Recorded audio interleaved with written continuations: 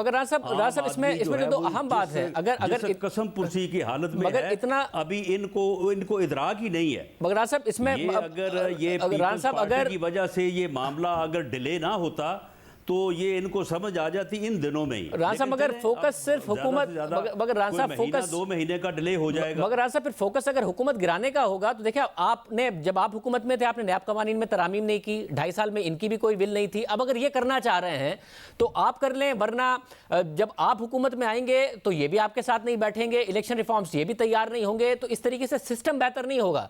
अगर हुकूमत गिराना ही फोकस होगा, फिर ये आपकी हुकूमत गिरा रहे होंगे, जब आप हुकूमत में आएंगे आप इनकी गिरा रहे हैं, तो फिर बैठ के बात नहीं हो पाएगी। तो कम से कम एक एफर्ट तो होनी चाहिए कि जी सिर्फ हुकूमत गिराने पर फोकस नहीं है, चीजें और सिस्टम को बेहतर करने पर भी फोकस है, तो बातचीत हो।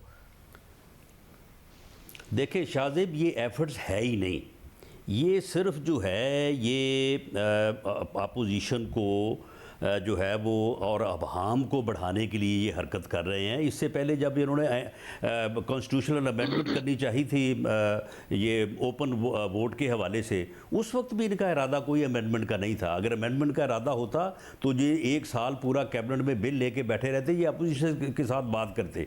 उस वक्त भी इनका सिर्फ मकसद ये था कि अपोजिशन को गाली दें, अपोजिशन के ख़िलाफ़ एक बयानिया जो है वो मरतब करें। अब भी जो ये कमेटी खेल रही है, इनका मकसद जो है वो बिल्कुल ये नहीं है, ये सिर्फ और सिर्फ अपोजिशन को जो है वो इसमें उलझाना चाहते हैं। देखें, इसके 2 तरीके हैं। एक तरीका ये है, मैं एक पार्लियामेंटेरियन के तौर पे और एक सियासी कारकुन के तौर पे मैं ये बात कर रहा हूँ। बड़ी सीधी बात है कि इमरान खान साहब जिस हाउस से 176 वोट लेके बैठे हैं, हमारे तमाम तर गिलों शिकवों और इल्ज़ामात के बावजूद उसी ऐवान में 160 वोट अपोजिशन लेके बैठी है। एक तरीका तो ये है कि जितने भी अपोजिशन की जमातों के पार्लिमानी लीडर हैं, लीडर ऑफ द हाउस उनसे बात करें कि भाई मैं ये करना चाहता हूँ, आए मेरे साथ जो है वो बैठें, जो पार्लिमानी निज़ाम में होता है, जो एक तरीक़ाकार है। दूसरा तरीका ये है कि जो ये करना चाहते हैं हाउस में टेबल करें, लाएं बिल वहाँ पे फवाजी साहब, बात हो फवाजी साहब, बस बाय एक्सपीरियंस ना होगी, बस कोई भरोसा कमेटी खेलना जो है ये सिर्फ और सिर्फ मामलात को उलझाना है। वैसे ये 2 ऑप्शंस पर कर सकते हैं कि या तो सीधा लीडर ऑफ द हाउस यानी कि वजीर आजम बात करें, या फिर पार्लियामेंट में लेकर आ जाएं, वो करें कमेटी नहीं खेलेंगे, हमारा भरोसा नहीं है। इस पर गौर कर सकते हैं आप? देखिए शायद पहली बात तो यह है कि राणा साहब के जो सारे आर्गुमेंट्स ना वो बड़े कमजोर हैं। राणा साहब पॉलिटिकली जो है वो मेरे से बहुत ज़्यादा एक्सपीरियंस्ड है। 89 से वो जो है वो असम्बलियों में आ रहे हैं और ज़ाहिर है उनका एक बड़ा एक्सपीरियंस है। देखिए पहली तो जो उन्होंने कहा ना कि मरियम नवाज की पॉपुलैरिटी बहुत है। देखिए पॉपुलैरिटी में आज अगर फॉर एग्जांपल फैसलाबाद में राहत फतेह अली खान का कॉन्सर्ट हो ना, तो वो राणा साहब के जलसों से बहुत बड़ा होगा, लेकिन राहत फतेह अली खान राणा सनाउल्लाह साहब का इलेक्शनों में नहीं मुकाबला करते। इलेक्शन का एक और होता है, पूरा पैराफर्नीलिया फ्रेमवर्क पैराडाइम मुख्तलिफ होता है जलसे से। मगर फौजी साहब, डस्का में, केपी में और खैबर पख्तूनख्वा में मरियम नवाज साहिबा ने की थी ना जलसे, और वोट भी पड़ गए। इसलिए अगर रिफॉर्म्स के ऊपर बात कर ले, मैं वही कह रहा हूँ, मैं मुकम्मल कर लूं। वो इसी तरीके से चौधरी साहब वो मिसाल सुनी है ना, वो 4 पाई मंगन वाली सोमू तो चज नाल ना। राणा साहब सुन ले, अगर फौजी साहब जो दो बातें की हैं राणा सना ने, अगर उस पर बात हो जाएगी, या तो लीडर ऑफ द हाउस कर ले जी, या फिर मैं उसी पे आ रहा था। दूसरी बात यह है कि जो कॉन्स्टिट्यूशनल अमेंडमेंट है वो 29 अक्टूबर से हाउस में ले हुई है। जो फ्रेमवर्क है, जो इलेक्टोरल रिफॉर्म्स है, वो अक्टूबर आखिरी हफ्ते से हाउस में है और हमारी कमेटी में है, ये जो हमारी लॉ एंड जस्टिस की कमेटी है, उन दोनों में।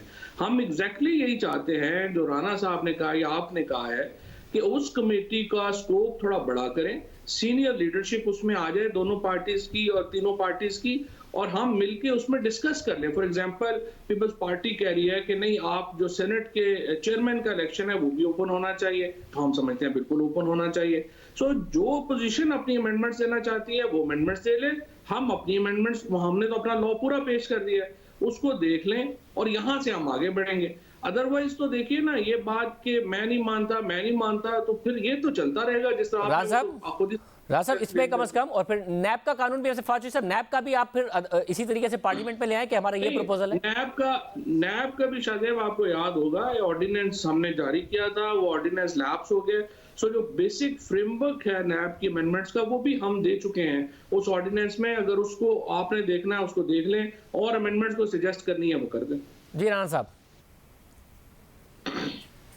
नहीं देखें, अगर यानी मामला जो है ये पार्लियामेंट का, एक तो मैं ये बात कह दूं कि इससे अब हम ये होता है कि शायद हम पार्लियामेंट को कहते हैं। देखिए हमारा मौक़िफ़ ये है कि पार्लियामेंट में कुछ लोग जो हैं वो ऐसे आके बैठे हैं या उनको बैठा दिया गया है जो वहाँ पे डिज़र्व नहीं करते।